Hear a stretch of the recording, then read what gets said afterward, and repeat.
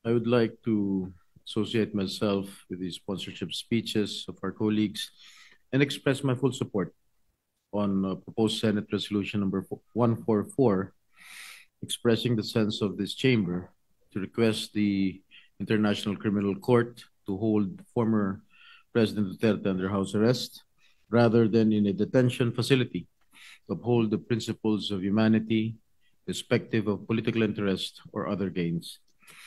Ginong Pangulo, hindi may kakaila na si dating Pangulong Duterte sa kabila ng mga kontrobersiyang bumabalot sa kanyang administrasyon ay naglingkod sa bayan sa loob ng maraming taon bilang mayor, vice mayor, congressman at bilang kalabing-anim na Pangulo ng ating bansa.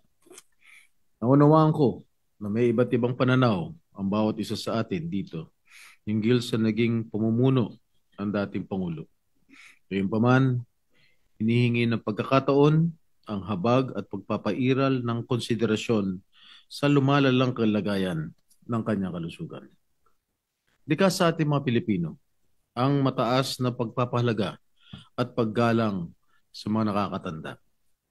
Sila na mga tagapag-ingat ng karunungan, kasaysayan at tradisyon ng ating pamilya. At gaya ng karamihan na nasa dapit hapon na ng kanilang buhay sa edad na 80 anyos, hindi na siya ang leader na kinamulatan natin ilang taon na nakaraan, matatag sa likod ng pulpito ng kapangyarihan.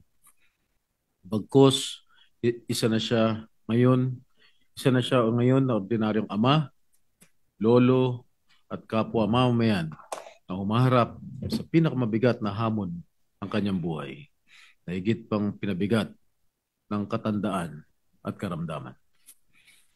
Kaya't hinihiling ko sa aking mga kasamahan, ilang mga senador ng sambayan ng Pilipino, kasama na rin ang ating mga kasamahan na sila Senator Risa, Senator Kiko, Senator Bam, na pairalin natin ang pag-unawa, pagbibigay halaga sa kalusugan at dignidad na nakatatanda, lalo na may dinadalang karamdaman.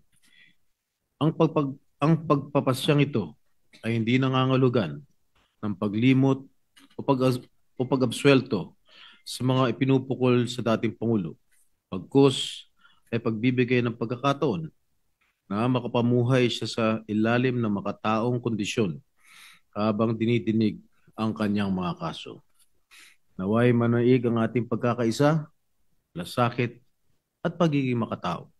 Dahil higit sa lahat, siya ay isa ring kapwa Pilipino.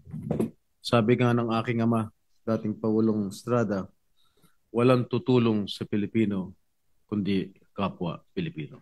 Maraming salamat po, Ginoong Pangulo.